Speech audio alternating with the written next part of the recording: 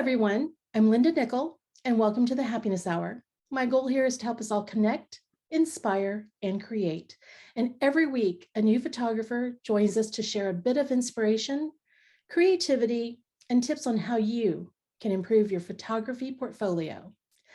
Upcoming presentations and the links to the YouTube channel and our community blog can be found under Happiness Hour on my website at lindanickell.com.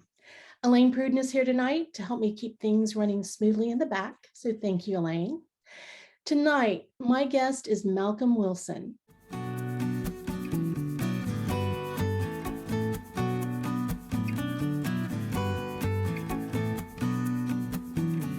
Malcolm is a Kentucky native whose list of accomplishments include being a writer, a documentarian, a web designer, and he's been behind the lens as a photographer for over 40 years. As a commercial photographer, Malcolm's client list includes the Associated Press, the Cincinnati Post, and Major League Baseball teams. Malcolm's images have appeared in hundreds of publications, including the New York Times, USA Today, and Sports Illustrated, just to name a few. As a photojournalist, Malcolm has documented the storied lives of his friends and community of Central Appalachia. In 2015, Malcolm began his documentary. In 2015, Malcolm began his documentary project and created a Facebook page called Humans of Central Appalachia. Because of its popularity, it has redefined and created an important repository for preserving the dignity and significance of the Appalachian culture. In tonight's presentation, Cultural Photojournalism, what is it and why is it important? Malcolm will share how sincere documentary photography is a powerful tool in working to dispel cultural stereotyping. Welcome to the Happiness Hour, Mr. Wilson. Thank you, Linda. I sort of feel like I'm Bill Murray on Groundhog Day, because some of you might realize that we did this back in September, and I'm coming to you from Blackie, Kentucky, beautiful Blackie, Kentucky, population 120 people. And some of our infrastructure is not as great as everything else in other places around the country. So we lost an internet connection. And I want to apologize for that and having to come back and do it all again. No need, sir. It happens. And I'm sorry that I couldn't get you on sooner, but I'm really happy that we found a date and we've got you here, and that's all that matters. So when I first met you, I said the word Appalachian, and you promptly corrected me. So please say it correctly so that everybody knows the way that it should be pronounced. Yeah, I'm very adamant about the pronunciation, and as most Appalachians are. The best way to remember how to pronounce it is think about Adam and Eve in the Garden of Eden. Adam looking at Eve and said, "I'm going to throw an Appalachia." And that's real important to our culture and our pride, among many other things, but just how to pronounce Appalachia. And so many newscasters and media outlets, Appalachia this, Appalachia that. And it's actually, the mountains are named after the Appalachian Indians.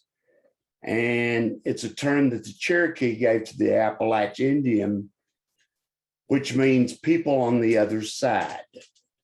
And I think that's so fitting, especially in terms of how we're stereotyped. But a lot of times we're considered outsiders, people on the other side. And that's a rough road to follow. News media comes to our part of the country and they will find the worst of the worst. There are things that they come here and dig out, and they don't see the broad picture, the full story. We're called ignorant, poor, deprived, uneducated, barefoot. And that's not the case. A lot of smart people come out of these mountains. And it's my job that I've taken on to try to tell the truth about where I live, where I was born, where I was raised. And I've lived outside this region. You said Cincinnati Post. I lived in the greater Cincinnati area for 18 years. And there are things in major cities that I could go and dig and find if I wanted to make a culture look bad. And that sensationalism and that journalism has really, it's something we're continually fighting. We fight it every day, all the time. We are very popular with both low or regional, national, and international news outlets. I mean, we have people from all over the world come into Appalachia. But I want to tell you a little quick story. There are a lot of things that affected who I became as a photographer. And the first person that affected my love for the mountains was my father. He ran a chain of garages. And there's a guy that worked for him that left and went to the big city to find a job, to better himself. And that's a big thing because we did live in a Unitarian economy. Now we live in no economy in Central Appalachia because coal is almost dead. But that was the Unitarian economy. But when there'd be a strike or the demand for coal would go down, people would leave this region and move to major cities. Detroit, for example, for people working in the auto industry, Cincinnati, Indianapolis, Dayton, Baltimore, and people would move away. Well, this guy that worked for my dad decided he thought he needed to move away to better his family. And he moved away and he was gone for 6 weeks, short 6 weeks. And he came back to Eastern Kentucky. And I was about 6 years old at the time. And he came in, mom and dad invited him to dinner, wanted to know how their move was going, how the transition was going, and invited him to dinner. And I'm going to change his name to protect the innocent. So we're going to call him Theodore. But Theodore and his wife came and they had dinner. And all of a sudden their accents had changed. And they started talking like this. And you could tell, and as a 6-year-old, I was just shocked and mesmerized by the fact that Theodore wasn't talking the way he used to talk 6 weeks earlier. And I wanted to say something. And during this dinner, my dad would sense that I wanted to say something and reach under the table and pinch my leg. So I knew to keep quiet. So after dinner, I asked my dad after they left, I said, what happened to Theodore's voice? And my dad looked at me straight in the eye and he said, son, he's ashamed of where he came from. He changed his accent so people wouldn't know he wasn't from these Appalachian mountains. He said, don't you ever be ashamed of where you come from. And that stuck with me from 6 years old. There are other people that taught me through life. I remember a 7th grade social studies teacher that said, the good people always leave. That's the problem with Appalachia. That stuck with me. My junior year in high school, I convinced an English teacher who was the sponsor of the Beta Club, and I happened to be the president of the Beta Club. Yeah, I was a nerd, and I'm proud of it, but I convinced him that we need to buy a camera to document what the Beta Club was doing. And he did that, and that was my beginning as a photographer. Then I had some great college instructors.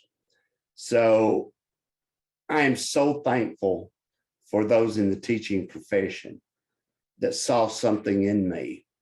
And it wasn't just teachers, it was community people. There was a guy that ran our local drugstore, and he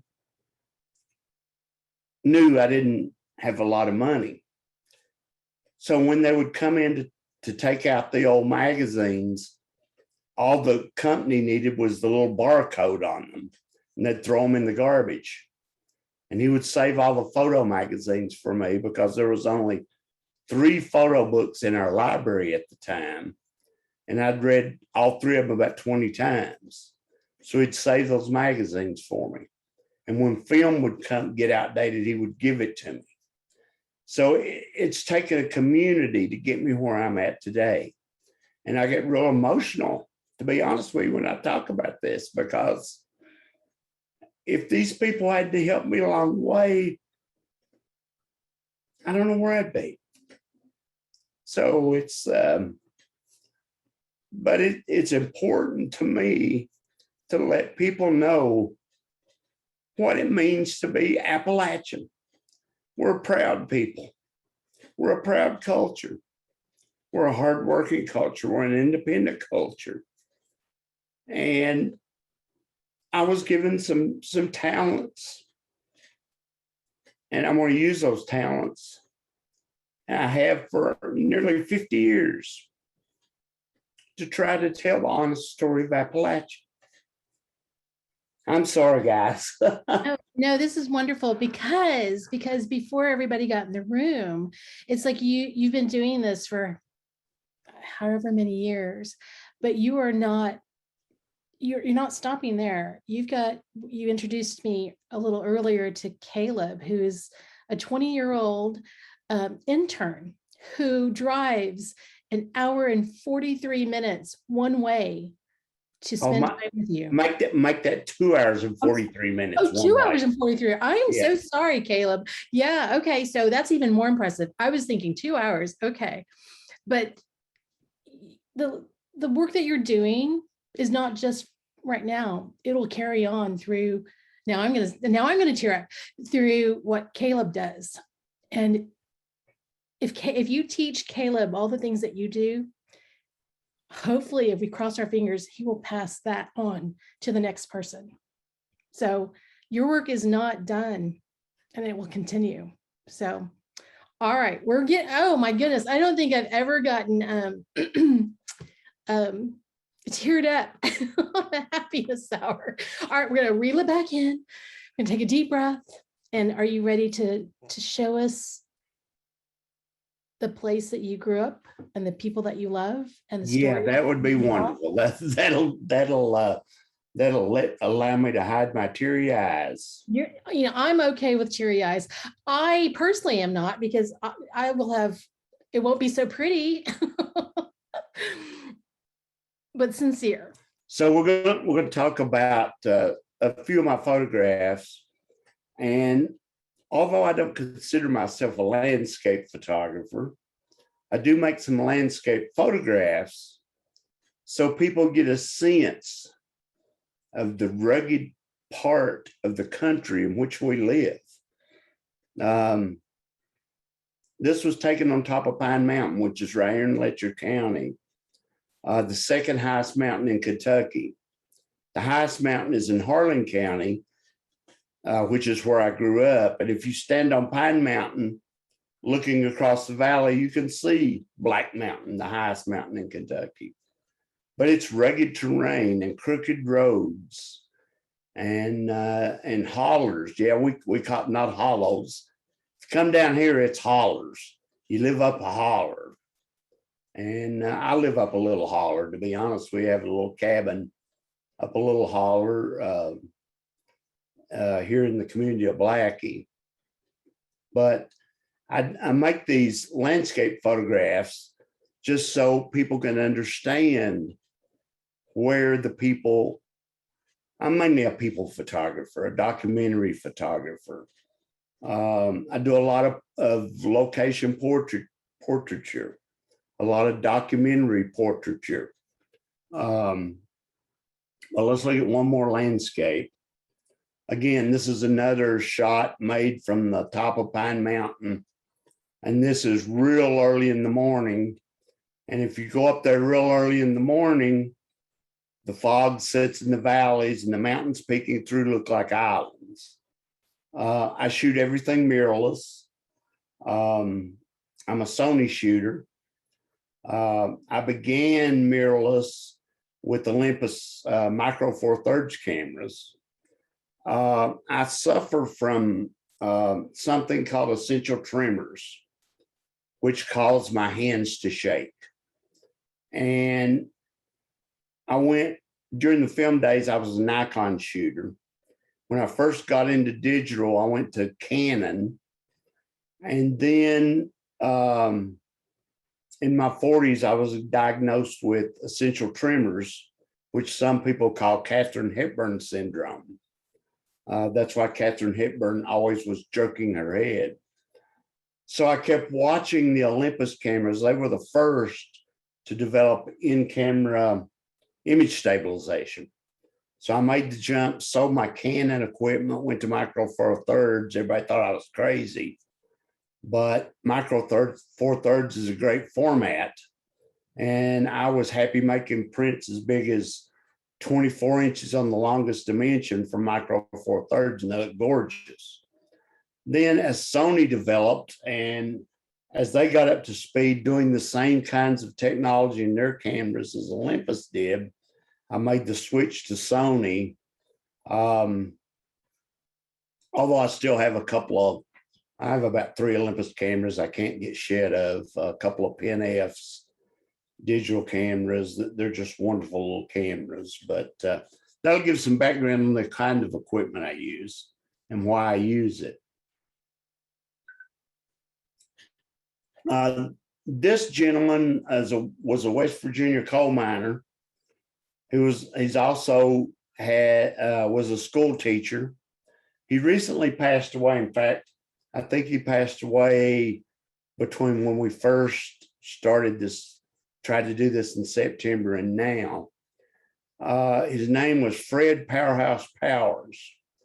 And after he retired, he became a performance actor, doing a one-person play or performance about what it was like to be a coal miner. And taking that performance to colleges and universities, community centers, as well as elementary schools, so kids can understand what it means to be a coal miner. Now, I've been underground several times. I've photographed a lot of coal miners underground. I got sent to Wales, to the coal mining communities of Wales by the Cincinnati Post, and got to go underground in Welsh coal mines as well. And it's a hard life. A lot of those miners that work day shift actually, at least in the winter, never get to see sunshine. It's sometimes the miners work in coal seams that are only 36 inches high and have to crawl all day. So it's a hard job. But that was the economy that came into Central Appalachia in the early 20th century, around 1917, 16 through 1922. Big companies moved in here and started mining coal. And at one time, Central Appalachia was just flourishing. But then when the coal economy crashed, the mines went away. There's a few coal mines still operating, but for the most part, there's not a lot of jobs in Eastern Kentucky. We have a high unemployment rate. It's a tough life. This is a coal miner that's actually working. There's a little convenience store about 7 miles from my house. And before COVID, I would go down there to that convenience store when shift changes happened at the mines. and I'd catch a lot of miners coming in there to fill their vehicles with gas or get some breakfast or whatever. And this is one of those coal miners that just got off work. You can see the dirt and the coal on his face. And I really love this photograph, and I love the way that he's leaning in the door and the door frames him. And I think that drives your attention right to his face and to his eyes and to his hands. And you can tell what a hard day's work he has had. I love photographing children. I have 3 grandkids. We have a lot of natural beauty around here. And this is just a few miles from my house, a place called Elk Creek. And this young lady is being raised by her grandparents. And we see more and more of that in Eastern Kentucky for a lot of reasons. And her grandparents are wonderful, and they're great friends of mine, to be honest with you, and they're musicians. But we have a bad drug problem in Eastern Kentucky now because of there's just no motivation for people. There are no jobs for people. And the next thing you know, they just try to escape, and that escape is drugs. But I love this sincere portrait of her sitting on the rock in the creek. It's called Bull Creek, by the way.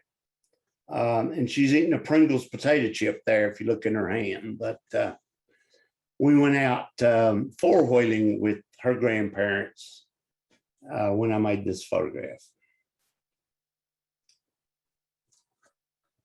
Again, some more children. This was at a community center here on the top of the mountain called Carcassonne Community Center.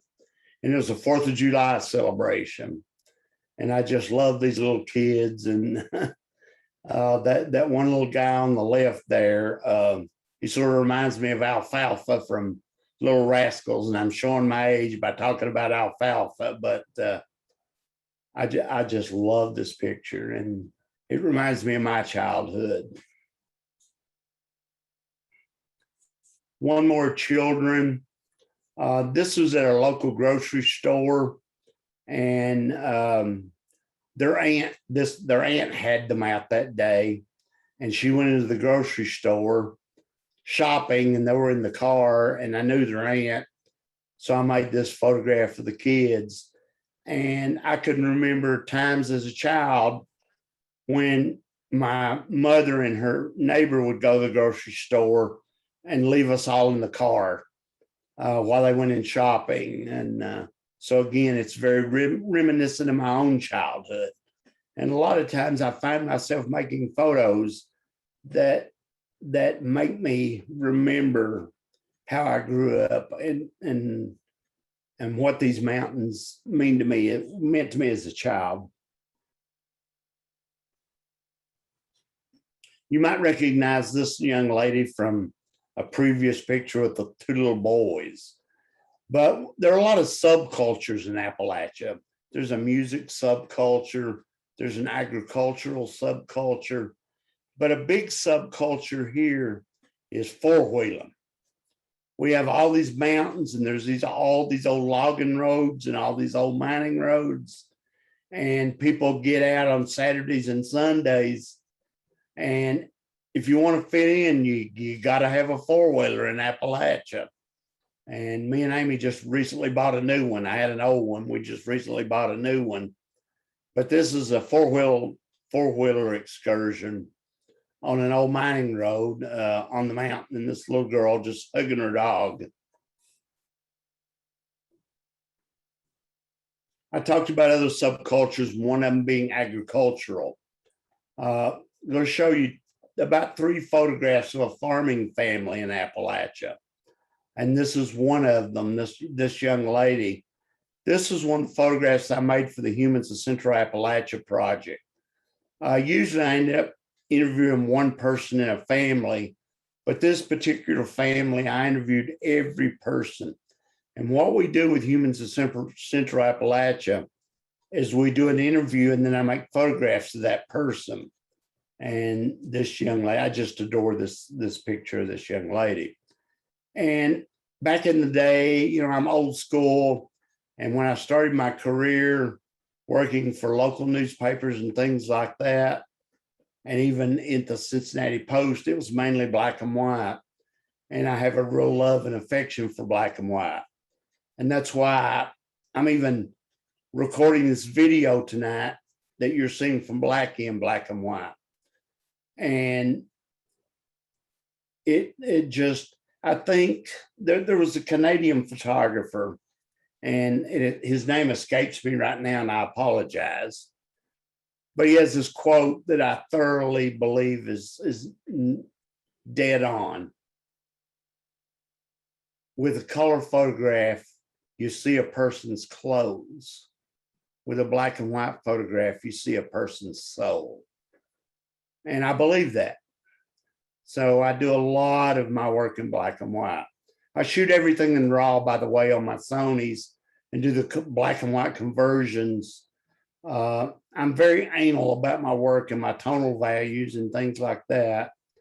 And I'm old school. I'm not a Lightroom guy, by the way. I'm a Photoshop guy, because when I started messing with digital stuff back in the late 90s, there wasn't anything called Lightroom. It was Photoshop. Before that, there's a program called PhotoStyler, which which a company called Aldous bought. And then they owned PhotoStyler, and then Adobe bought Aldous. So Photoshop, in essence, is really a reincarnation of a very old program called PhotoStyler. Another thing important to Appalachian culture is music. And I want to dispel another stereotype right here. A lot of people think bluegrass music is Appalachian music, and it isn't. Bluegrass music came from Western Kentucky, and that's flatlands. What we have in Appalachia is old time mountain music, and there's a difference. But people always seem to tie bluegrass music to Appalachian culture, and bluegrass music came from old time mountain music. But it is refreshing to me. When I grew up as a kid, man, the only thing we wanted to listen to is rock and roll. And if we didn't listen to rock and roll, you were shamed. But the young generation now in Appalachia is embracing things like traditional old time mountain music and traditional instruments like banjos and fiddles and things like that. This kid was in a workshop learning banjo. It was another photo I made for the Humans of Central Appalachia project. Again, another music photo.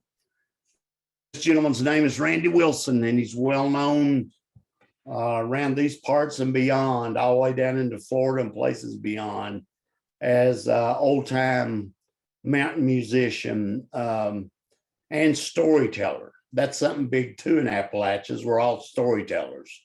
And I was actually doing a one-on workshop with his daughter. And she came up from South Carolina to learn some photography skills from me. And we did some field work and some classroom work. And then we went to her father's house. And she was sitting there setting some things up to make a portrait of him. And while she was doing that, I saw his hands on the banjo. And I think hands are probably the second most important part of a human being to convey what they're about and who they're about. And this is just nice, soft window light coming in from a window on the left. And I made this photograph, and it's very dear to me.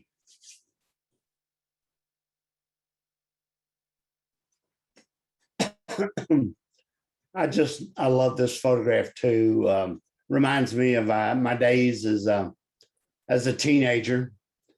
Made on top of Pine Mountain, by the way. There's a place up there called Wiley's Last Resort, and they have music festivals. And this was at a music festival, and they have this big pond, and everybody can swim.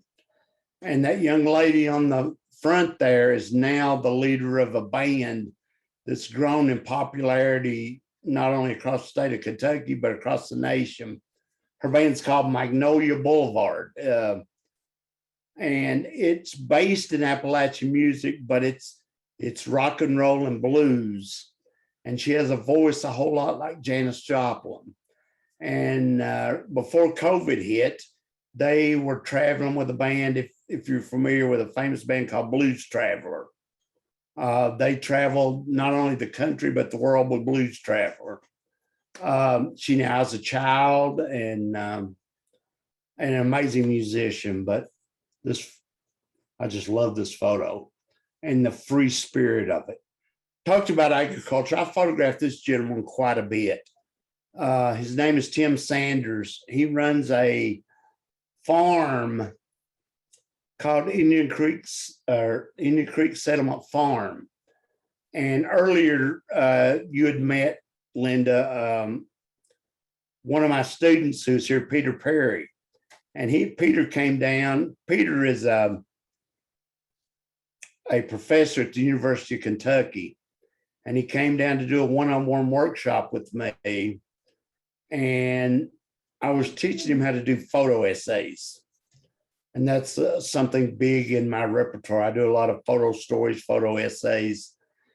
And he did a photo essay on this particular farmer, which turned out to be wonderful, by the way. And Peter he has made so much progress in his photography, and he's got a very special project coming up about autism.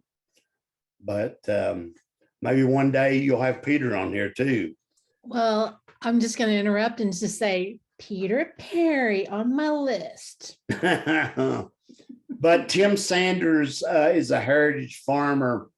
He grew up here and then he left, like most Appalachians do, to find work.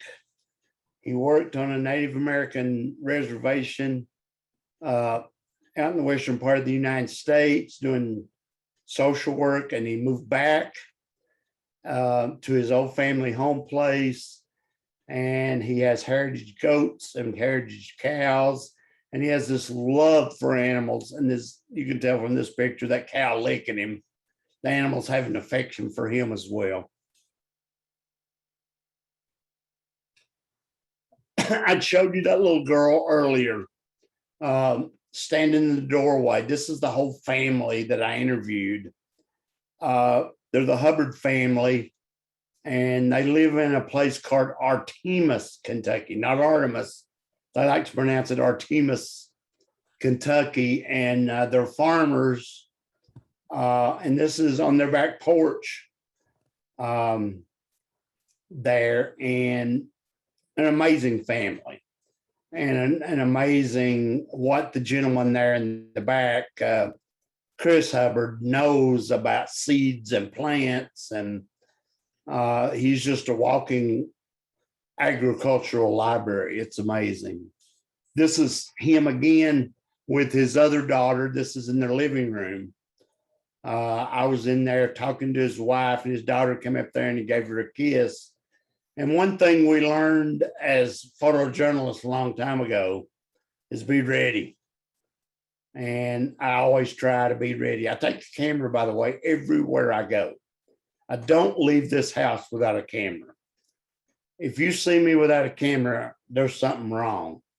You might just go ahead and pick me up and haul me to the hospital, but I take a camera wherever I go. But not just having a camera with you, but being able to use it. I don't use lens caps on my lenses. I do use UV filters to protect my lenses, but I don't want to have to fight with getting a lens cap on and off. So you'll never see a lens cap on one of my cameras.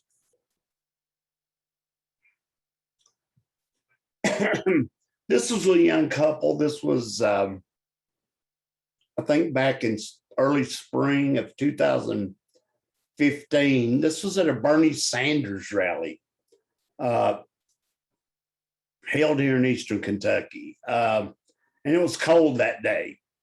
And this couple was listening to the speakers talk. And again, it's one of those things that you have to be observant and you have to be ready. And I was photographing the speakers, and it was a commercial gig kind of thing that I was doing. And I happened to just look to my right, and I saw them, and with that blanket over them, trying to keep the rain off. And this happens to be one of my favorite photographs of all time. I just enjoy everything about it.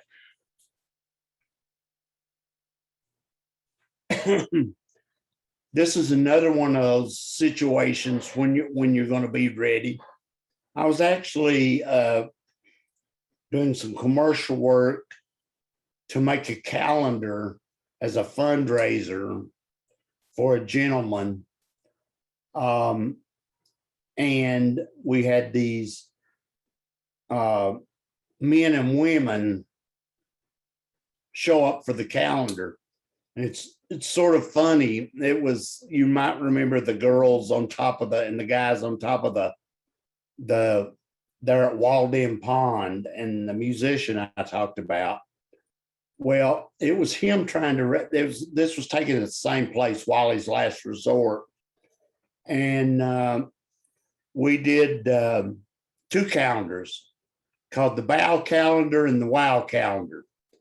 And the Bow Calendar was the boys of Wiley's, and the Wow Calendar was the women of Wiley's. So it was the Bow Wow calendars. And this girl that you see here was one of the models for the calendar. And it was very, very cold. We were shooting this in March, and they were trying to keep warm. I just happened to catch her trying to get warm behind her friend, and that's a sleeping bag pulled up over her.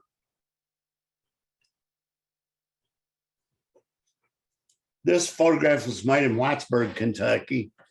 Again, this was one for Humans of Central Appalachia project, where I photographed this young man who was a skateboarder. And I interviewed him for the Humans of Central Appalachia project. Another just very sincere. This portrait to me is very deep. I think you can see a lot of trouble and sadness in his eyes, but also I see a glimmer of hope there too. I told you I used to shoot with Olympus Micro Four Thirds.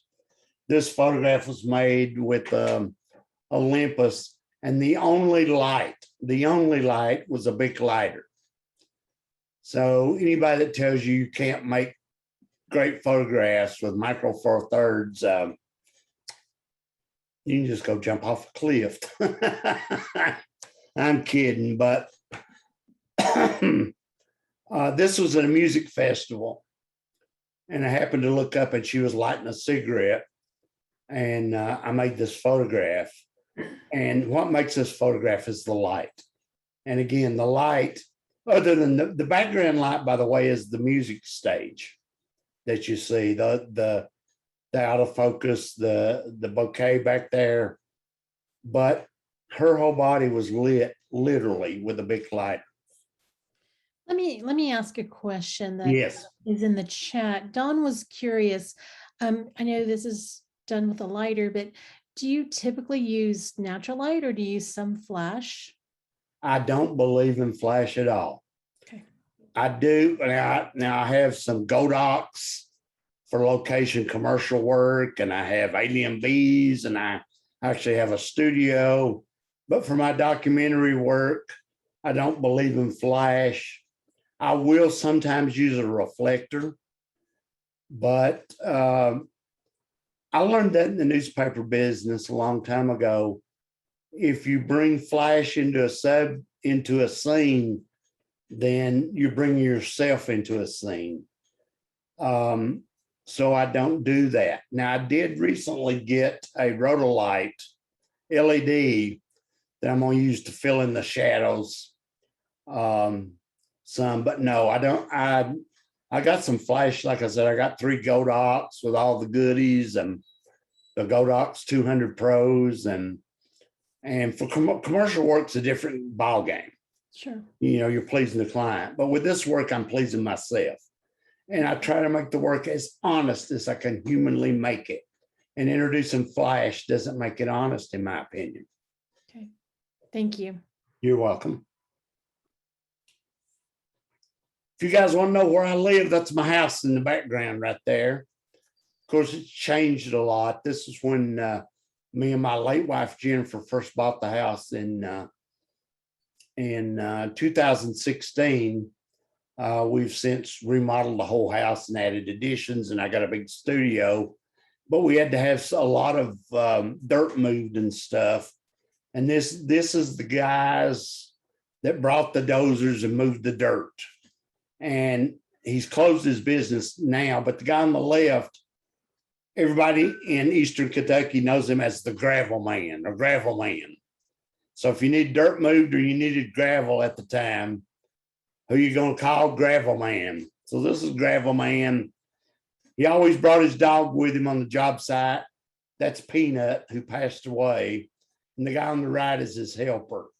And I made this portrait as they were cleaning off the equipment and loading it up. They'd finished the job, that particular job, and they were cleaning off the equipment with the shovel.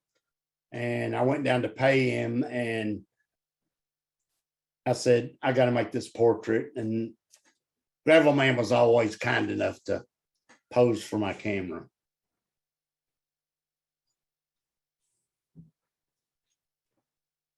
This guy is a musician and a moonshiner. And yes, we still have people making moonshine up in the hollers. And I might have a quart or two in my fridge. So if you come and visit me, you're welcome to have a taste. This guy's name is Gene Ballou. And one of his most famous songs is Pampers in the Trees. And basically it addresses two issues: the issues of people littering in Eastern Kentucky and not taking pride, and the issue of flooding in Eastern Kentucky. We have a lot of flooding. So the one thing that you always saw after a flood was Pampers in the Trees. So you guys need to look up that song. It's a wonderful song. But this is a bottle of his finest, a quart jar of his finest. And there are old timers have a couple of ways of telling if moonshine's good or bad. One's to pour a little bit out in a plate and light it with a lighter. And if it if the flame is constantly blue, it's pure. He believes that the best way to tell if moonshine's pure is spin the bottle and look at the little tornado it makes. So right before I made this photo, he spun the bottle, and you can see the little tornado in the bottle. But again, this is a micro four thirds shot, by the way, with the Olympus system. This is a wonderful lady that I photographed on several occasions, as well as her husband. She's a writer. She's an artist. She's a yoga instructor. And I made this photograph for the Humans of Central Appalachia project. And she, in the interview, she talked about a lot about hope and we as a people pulling out of this. So I made this photograph. She went down some steps. I'm on a sidewalk looking down into a hole that some steps lead down to. When I grew up as a kid, we would go. My granny would take us to what's called rag stores. Most people might think about it as thrift stores, but it's where they sold used clothing and used housewares and used anything. This photograph was made for the Humans of Central Appalachia project. Actually, right here in Blackie, before I moved to Blackie, because I traveled all over Appalachia to do these things. but this lady's name is Christine Whitaker, and she ran what we call a rag store, recycled clothing at real cheap prices. And I interviewed her for Humans of Central Appalachia. A few years ago, I guess about 2 or 3 years ago, she had to close her rag store down. She's up in her 80s, and it just got too much for her. But you can tell the old warm morning cold stove, if you don't know what that is. A lot of places in Appalachia, especially when I grew up as a child, we had that same stove in my house. We would heat our houses with coal. These are my great neighbors across the driveway. A lot of people think this is COVID related, and it really isn't. This is our great neighbors, Bub and Mary Gail Adams, and their dog Pearl. And Mary Gail always cuts Bub's hair. And a lot of times I can look out on my porch across the driveway and see her giving him a haircut. Bub is a retired coal miner. He was a mine foreman, a mine superintendent, and had to retire. He has black lung. His favorite pastime is rabbit hunting. But I shot this with my Sony, and I'm not a big fan of zoom lenses, but I own about 3. And this was shot with a Sigma 150 to 600 zoom lens, zoomed way out there in order to stand on my porch and make this photo. But I didn't think I had time to make this photograph, especially with the dog standing right there. So I've got several pictures of Bub and Mary Gail giving Bub haircuts. We're sort of coming close to the end of my pictures. So we're going to talk a little bit about COVID. This was my first COVID test. Is a drive-through test, and this was the lady all geared up, ready. Of course, I asked her permission to make this photo, and she said yes. And I made this photograph of her. So this would have been in probably March of 2020. What a lot of people may not know is my wife, Amy. I talked about my late wife who passed away at an early age. And then I remarried Amy, which was a godsend. Amy saved my life, by the way. Not just literally, but figuratively. But she's a nurse practitioner and the chief medical provider for our nursing home here in Letcher County. And since COVID hit, we have had to live a much stricter life than most people, because the last thing we want to do is to get COVID and have her taken into that nursing home. And it has been in that nursing home. Amy has watched many people pass from COVID, and it's a sad, sad thing. So for about 40 some years of my life, you may know this, that there are 2 views of photography. One's looking out windows and one's looking in mirrors. And I spent most of my life looking out windows. But for the last 2 years, I've had to look in mirrors because I don't get to get out and do the things that I did all my life. And that's hard. It's very difficult. When we show the end slide there, I think if you go to my YouTube channel, I did a slideshow video on what mine and Amy's life was like in 2020. We actually lived in 2 separate parts of the house. We spent our first wedding anniversary separated because of COVID. That was before the vaccines and everything. Of course, we've been fully vaccinated now, and we don't have to live in 2 sides of the house. But the reason we did that is if one of us got COVID, the other one wouldn't. And we could take care. If I got COVID, she wouldn't take it to the nursing home. So guys, this stuff's real, and it's taking a toll on my wife. So everybody should take it seriously, and you should get vaccinated. You should wear your masks. I'm going to show you this next picture is of my wife, Amy. If you notice, there's a picture pinned to her lapel. When she first started dealing with patients and COVID, her patients didn't recognize her. I made that picture of her in 2019. This picture was made after a shift of work dealing with her patients. But we made that picture because these elderly people in nursing homes said, no, you're not my doctor. I want to see my doctor. Of course, Amy's a nurse practitioner, not a doctor, but she does mainly the things a doctor would do. But we made that photo and laminated it so she could show her patients, no, it's me, look here, and show them the picture.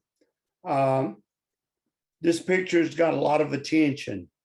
Medical organizations have used this photo. I was honored that it was chosen to be on a big giant 55-foot digital display on the campus of the University of Kentucky. And a lot of other medical providers, doctors, surgeons, nurse practitioners have used it when they've written stories about this COVID pandemic. Amy's sort of become, at least in Eastern Kentucky and beyond Eastern Kentucky, the poster child for what this deadly pandemic is doing to all of us. Now, I want to show you two more pictures, and I'm showing you these last two pictures because my wife Amy said you have to show those pictures. So I talked about windows and mirrors, and I tried to find, for a while I did a documentary on mine and Amy's life. But then after that, I had to find other things to photograph because I couldn't get out and do the things that I've done all my life. So I started photographing birds. And me and Amy are both big animal lovers, and we feed birds, and we put out hummingbird feeders. Right now we have 6 foster cats here we're trying to find homes for. And we have another 7 at our other place that we run as an Airbnb. We have 3 dogs. But I want to show you a couple of hummingbird pictures that are just, might make you smile. I hope I didn't drag you down with all this stuff. So I want to end on a fun note.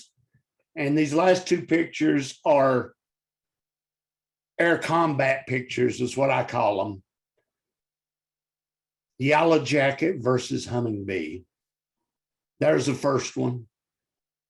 And by the way, the yellow jacket always won. The hummingbird took off.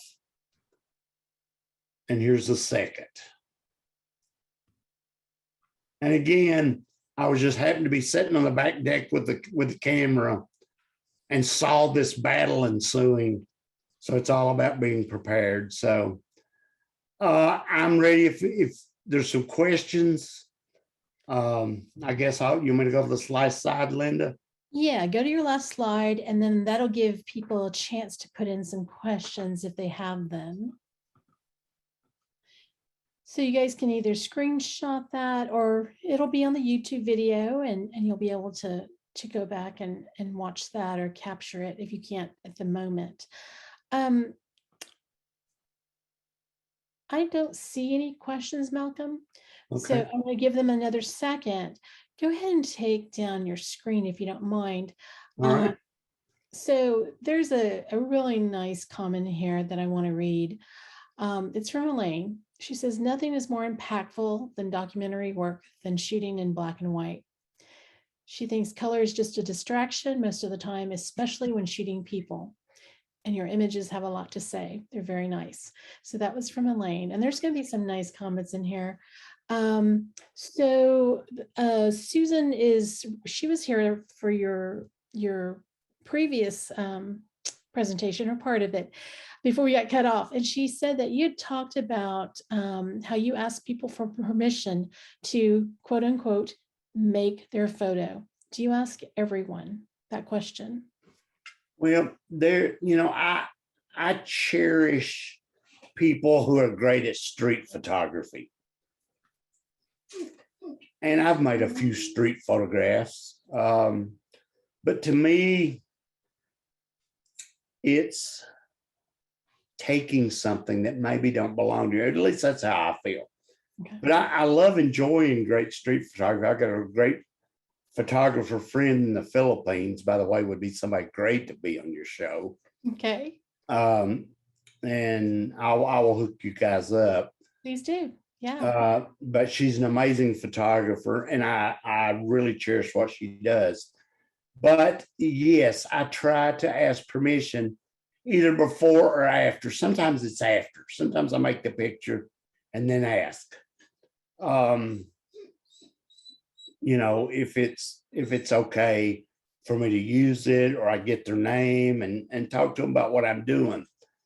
But I love that interaction with people. You learn so much more by talking to your subjects, and you find out things you may have not have known had you just made that photograph and walked away. So, yes, I do think about and honor and respect all human beings that are willing to stand in front of my camera. And I want to talk about something else. I use the term make photographs. Thank you. I was going to ask you, a lot of people say shoot or take a photograph, and some people use the word make, but every time you spoke about a new photograph, it's I made this. So and I didn't coin that phrase. Yeah. I think Ansel Adams coined that phrase. But to me, it means something even more. We're makers, we're not takers. Appalachia has been taken from for decades. Big companies have come in here and raped our mountains and taken our resources and taken our money and left. And I think it's very important to make and not take, especially when it relates to the Appalachian culture. Right. And making is a process. There's another term I despise, and I don't call anybody out on it on social media, but there are people that says a great capture. I'm not out to capture things. It's a relationship between me and my subject. So I want them to feel as good about it. And I want them to feel honored when they see that photograph. I see that all, that's a great capture. I don't even like the word picture. Okay. I like the word photograph. Photograph in Latin means writing with light, and photographs can tell stories. They can be a sentence, a paragraph, a poem, a piece of prose, or a novel. All that can be contained in one photograph. And writers don't take words, they make words, and they make words work. We make imagery work as photographers. So I'm a maker, not a taker. And thank you for that. So throughout your presentation tonight, you said,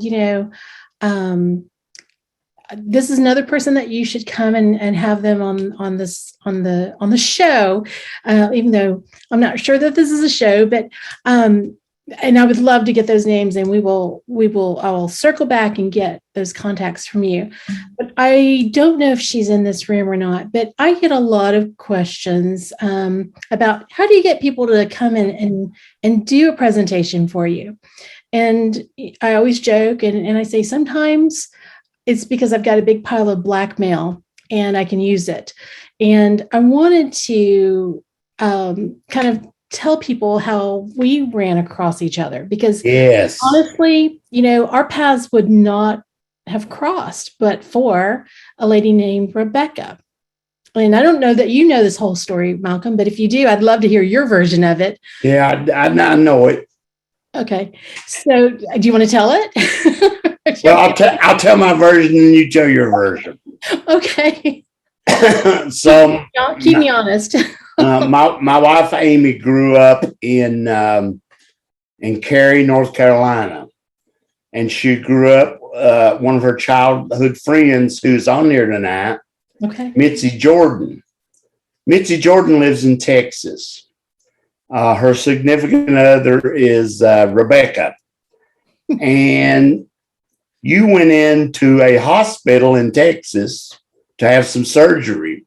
Mm-hmm. And Rebecca was your nurse. That's right. And I'll let you pick the story up from there.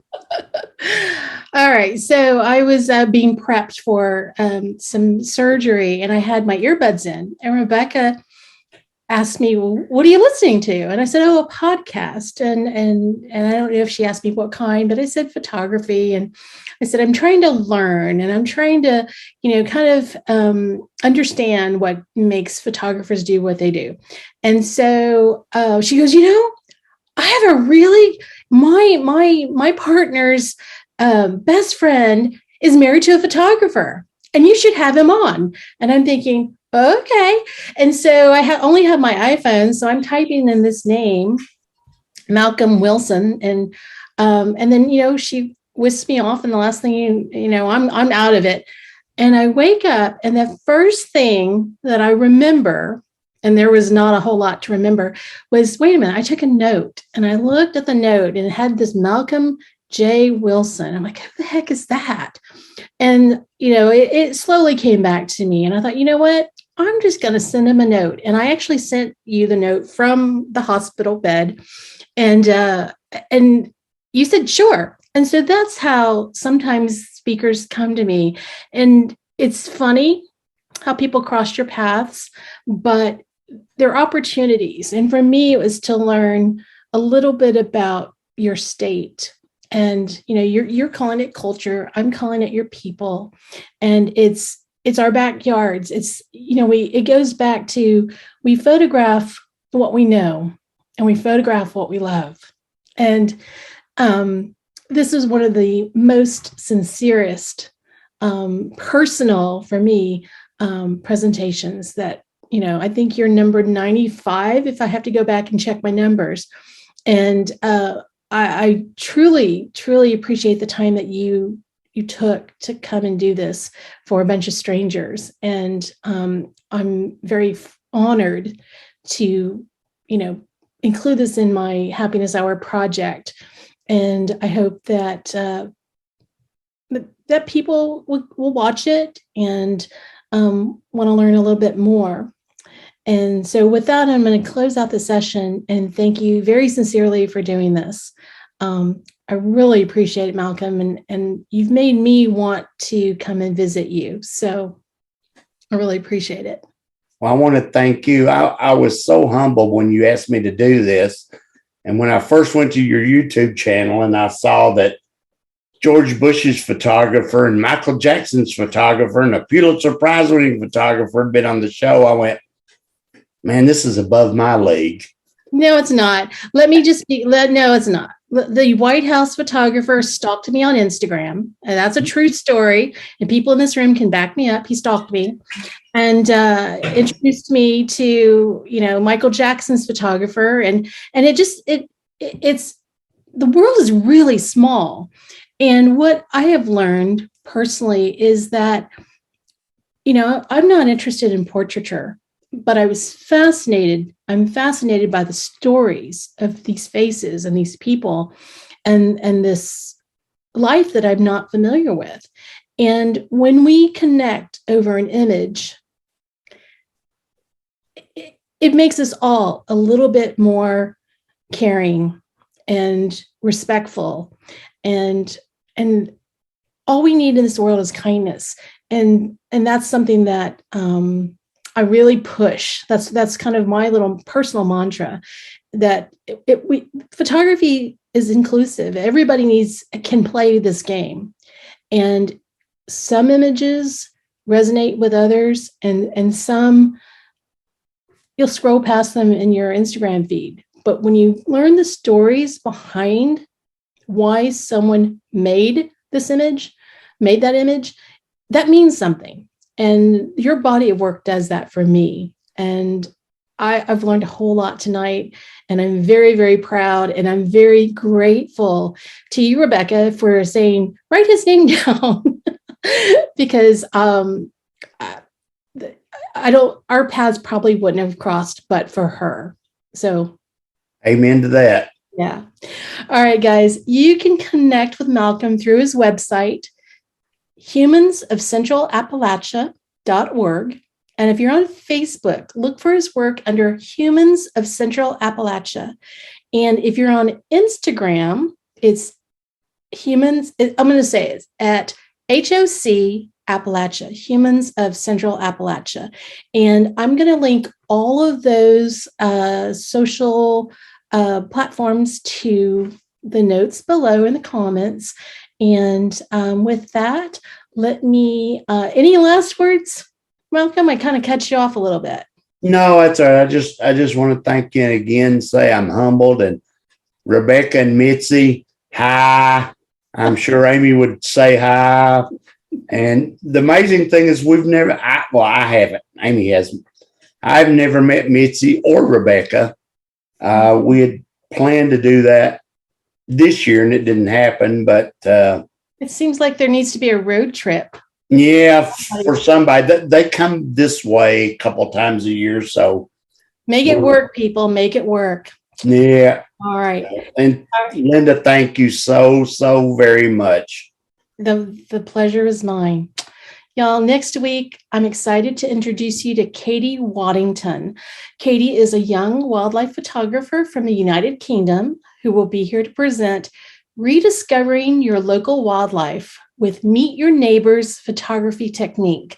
So until next time, go out and create something beautiful, and I hope that we see you again soon.